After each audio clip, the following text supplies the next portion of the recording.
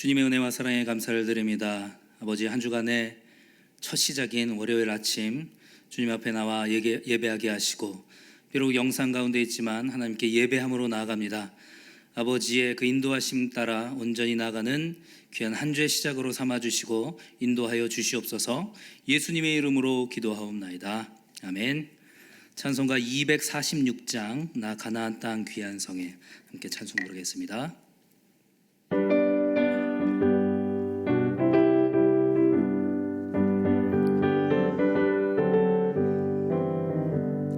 나 가나안 땅 귀한 성에 들어가려고 내 무거운 짐 벗어버렸네.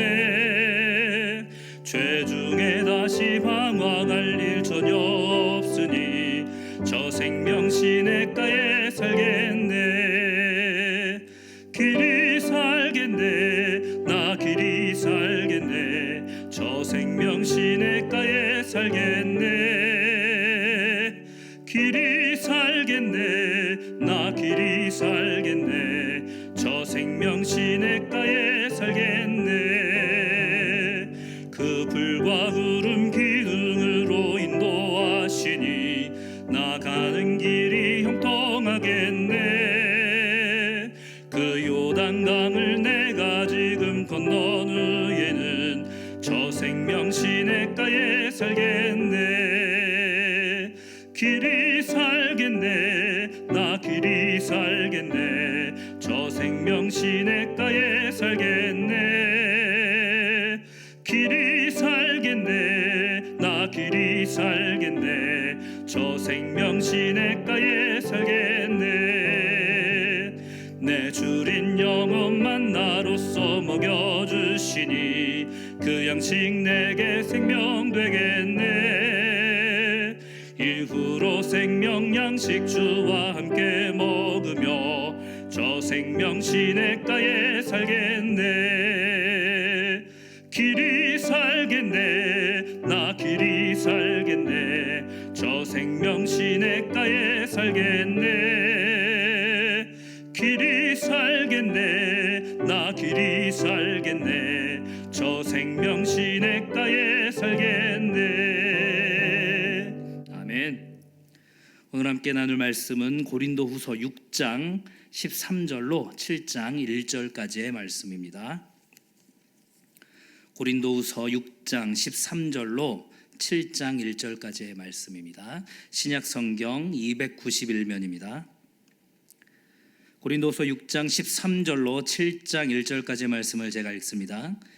내가 자녀에게 말하듯 하노니 보답하는 것으로 너희도 마음을 넓히라. 너희는 믿지 않는 자와 멍에를 함께 매지 말라.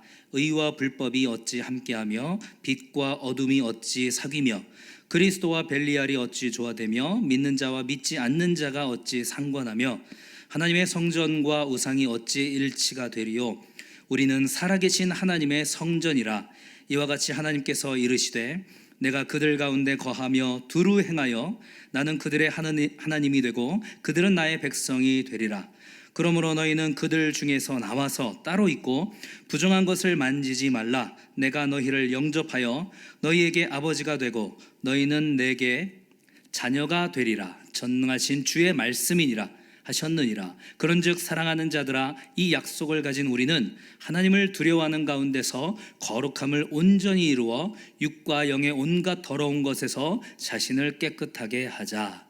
아멘.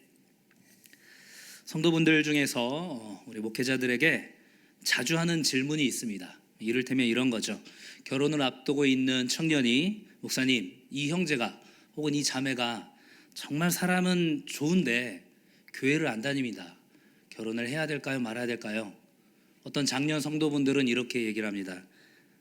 목사님, 동업을 하려고 하는데 정말 사람은 참 괜찮은데 불신자입니다. 동업을 해야 될까요? 말아야 될까요? 이렇게 물어보는 성도분들이 종종 있습니다. 이 외에도 여러 가지 같은 비슷한 류의 질문들이 많이 있죠. 불신자와의 그런 교류, 이런 부분들에 대한 이제 질문입니다. 참 어려운 부분이고 우리의 삶에 실제적으로 다가오는 그런 부분들이죠. 이러한 질문들에 대해서 어떤 원칙을 가지고 사도 바울이 이야기하고 있는지 오늘 본문의 14절 상반절을 한번 보시겠습니다. 너희는 믿지 않는 자와 멍에를 함께 매지 말라. 고린도 교회 성도들을 향해서 사도 바울은 자신에게 마음을 열어주십시오 이렇게 권면을 했는데, 그렇게 말한 사도 바울이 이제 하나님을 믿지 않는 불신자들의 그런 멍에를 함께 매지 말라고 지금 명령하고 있습니다. 불신자들과는 함께 하지 말라는 거죠. 하나님을 믿지 않는 사람들의 특징을 어떻게 말할 수 있을까요? 우리 인생의 목적에서부터 큰 차이가 나죠. 성도들은 하나님을 영화롭게 하고 영원토록 그를 즐거워하는 것이 우리 성도들의 제일된 목적이라면, 불신자들은 어떻습니까? 이 땅에서 잘 먹고 잘 사는 그런 행복한 삶을 누리는 것이 인생의 목적이 되겠죠. 인생의 주인이 누구냐, 우리 삶의 주인이 누구냐라는 이 질문에 대해서도 불신자들은 우리와 다른 대답을 하죠. 우리는 어떻습니까? 성도인 우리는 우리의 삶의 주인이 바로 하나님이라고 고백하지만, 불신자들은 나의 삶은 나의 것이다 이렇게 주장을 하면서 이야기를 하죠. 우리가 금요 영성 집회를 통해서 지금 계속해서 아브라함 카이퍼의 그 생애와 사상을 살펴보고 있는데요, 이 카이퍼가 그의 일생을 통해서 고백하고 주장했었던 표현이 한 가지가 있었지요. 바로 그리스도가 왕이 되게 하라라는 내용이었습니다. 삼위일체 하나님의 통치를 받는 성도들과 그 통치를 거부하고 무시하는 삶을 사는 불신자들은 영적으로 소속이 전혀 다른 존재라는 것을 우리는 기억해야 하는 것입니다. 오늘 본문 14절 그 초반에 기록된 이 멍에를 함께 매다라는 표현은 1세기의 짐승에게 마구를 채우는 그 행위를 표현하는 내용입니다. 소와 나귀처럼 힘이 다른 짐승을 한 멍에 매는 것은 하나님의 법에 위배되는 일이었습니다. 신명기 22장 10절에 분명히 기록이 되어 있죠. 왜냐하면 쟁기질이 고르지 않게 되고, 그리고 짐승 위에 실은 물건이 떨어질 수 있기 때문이었습니다. 이 소와 나귀를 한 멍에 매지 말아야 하는 것처럼 영적으로 전혀 다른 존재인 이 신자와 불신자가 연합하는 것은 파멸을 초래할 수 있다라는 것을 우리는 기억해야 합니다. 그런데 이것이 신자와 불신자를 완전히 격리하는 그런 것들을 의미하는 내용은 아니라는 것을 우리가 확인해야 합니다.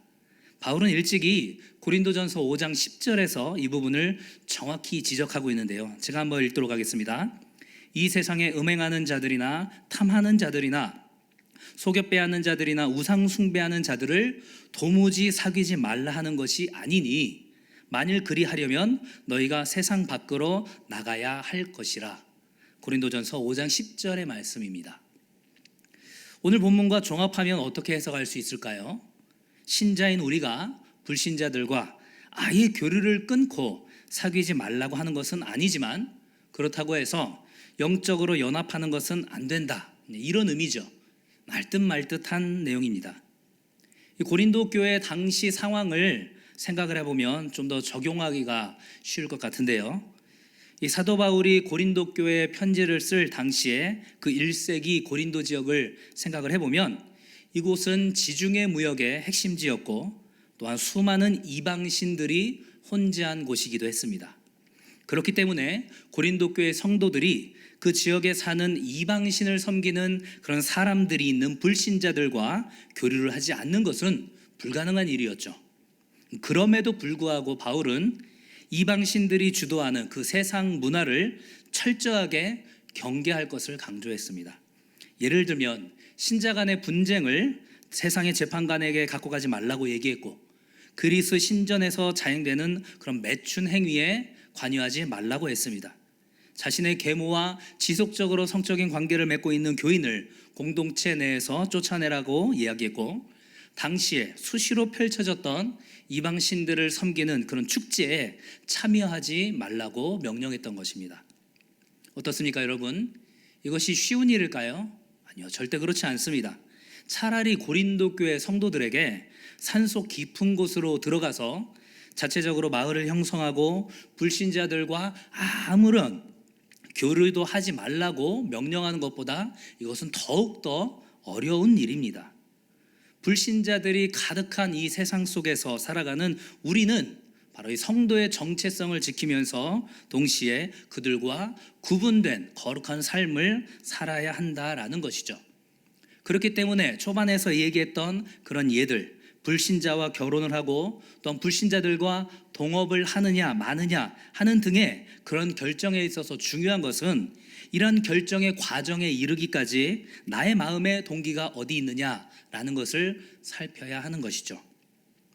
사도 바울은 수많은 질문지들 중에서 이것은 되고 이것은 안 되고 하는 식의 단순한 정답지를 제공하려고 했던 것이 아니라 우리의 마음이 과연 언제나 하나님을 향하고 있는가, 그것에 대한 접근에서 출발하고 있다는 것을 우리가 기억해야 합니다.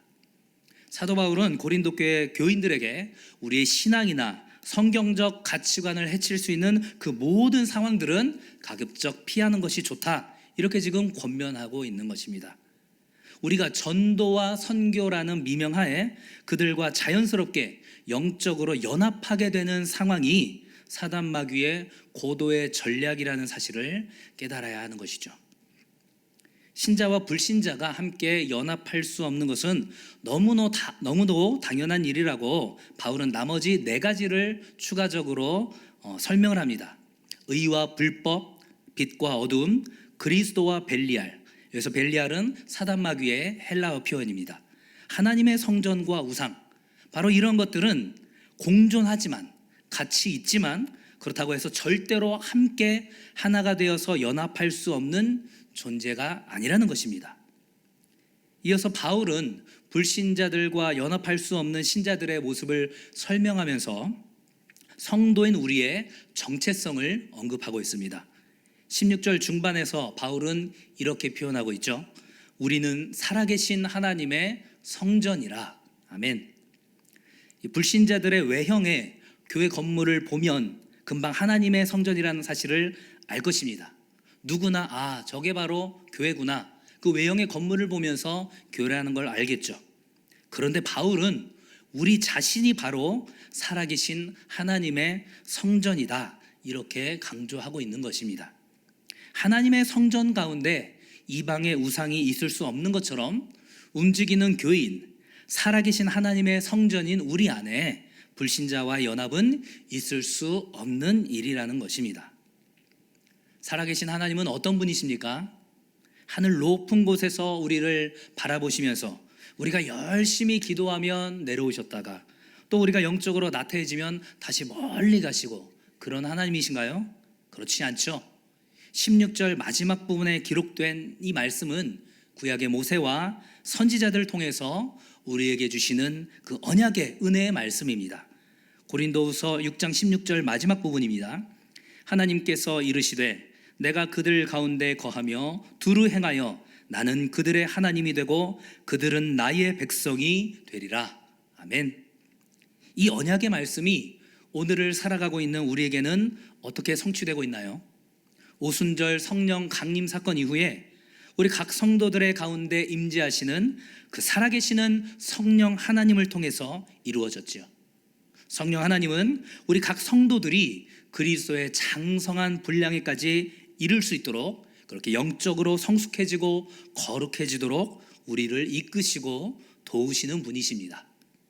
사랑하는 성도 여러분, 하나님은 절대로 하늘 높은 곳에서 팔짱을 끼고 우리를 그저 지켜만 보고 있는 그런 분이 아니십니다. 창조주이신 하나님께서는 정말 한낱 미물에 불과한 피조물일 우리를 당신의 자녀라고 말씀해 주셨습니다. 그리고 부모가 자녀의 성장과 성숙을 기대하는 것처럼 그렇게 우리를 기대하는 마음으로 돌보시고 인도하시는 분이십니다. 결국 우리가 믿지 않는 불신자들과 멍에를 함께 매지 않아야 하는 것은 그러한 영적인 연합을 통해서 하나님과의 화목함이, 하나님과의 친밀함이 깨지지 않도록 하기 위한 방편이라는 것을 우리가 깨달아야 합니다. 우리가 어떤 일을 하려 할 때 이것이 과연 하나님과의 친밀함을 깨는 일인지 아니면 하나님과의 동행과 화목함을 돕는 일인지를 늘 생각하면서 나아가는 훈련이 필요할 것입니다. 이제 처음 했던 질문으로 다시 한번 돌아가 볼까요? 신자는 불신자들과 결혼을 해도 될까요? 신자는 불신자와 동업을 해도 됩니까? 이에 대한 사도 바울의 대답은 무엇입니까? 하지 않는 편이 좋겠다라는 것입니다. 그런데 그 대답보다 그렇게 대답을 하는 이유와 목적이 더 중요합니다. 왜 하지 않는 편이 좋겠다는 것일까요? 그러한 일들이 하나님과의 화목과 그 친밀함을 유지하는데 걸림돌이 된다고 얘기하는 것입니다. 그럼에도 불구하고 그러한 등의 일들을 진행해야겠다는 마음이 계속해서 생긴다면 그것이 나의 만족과 유익과 행복을 위한 것인지 아니면 하나님께서 나에게 주신 비전과 사명과 소명인지를 분별하는 일이 반드시 선행되어야 할 것입니다. 물론 이미 불신자와 결혼하고 혹은 불신자와 동업을 하고 있는 분들이라면 그 안에서 펼쳐지는 치열한 영적인 전쟁이 있다는 것들을 의식하면서 더욱 기도하고 더욱더 하나님과의 동행에 힘써야 할 줄로 믿습니다. 말씀을 정리하겠습니다. 우리는 세상 안에 있지만 결코 세상에 속할 수 없는 하나님 나라의 백성이요 하나님 아버지의 거룩한 자녀들입니다. 세상이 외형적인 건물을 보고 교회라는 사실을 아는 것처럼 우리의 삶의 모습을 통해서도 우리가 교회라는 사실을 알게 합시다. 북부간선도로에서 석관동을 지나면서 모든 사람들은 말하겠죠. 아, 맑은샘 광천교회구나. 사랑하는 성도 여러분, 우리가 만나는 모든 불신자들에게서도 그런 고백이 있기를 소망합니다. 아, 저 사람은 교회구나. 살아계신 하나님이 저 사람과 함께 하고 있구나. 이런 고백이 있게 되기를 소망합니다. 그 일을 능히 이루실 성령 하나님을 믿고 의지하면서 두렵고 떨림으로 나아가는 오늘 하루의 삶이 될 수 있기를 주님의 이름으로 간절히 축원합니다. 이 시간 선포된 말씀을 두고 함께 기도하며 나갈 때 하나님, 주님께서 한낱 피조물에 불과한 나를 하나님의 자녀로 삼아 주셨습니다. 그 감사하는 마음으로 우리가 교회라고 우리 안에 살아계신 하나님의 그 성전으로서 역할을 잘 감당하게 하시고 불신자들과 우리가 교류하고 생활하지만 그 가운데 있지만 절대 그 가운데 영적인 연합이 있지 않게 하시고 하나님과의 화목과 친밀함이 더욱더 가득한 우리 성도의 삶이 될 수 있도록 해달라고 이 시간 같이 한번 기도하며 나가도록 하겠습니다. 기도하겠습니다. 주님의 은혜와 사랑에 감사를 드립니다. 아버지, 사도 바울이 자신에게는 한없이 마음을 열라고 얘기했었던 사도 바울이 고린도 교회 성도들을 향하여서 세상의 불신자들과 멍에를 함께 매지 말라고 권면하고 있습니다. 아버지, 그것은 그들과 교류하지 않는 것을 의미하는 것이 아니라 영적인 연합을 통하여서 그들과의 그러한 영적인 교감을 통하여서 하나님과의 친밀함이 더욱더 멀어진 것을 의미하였습니다.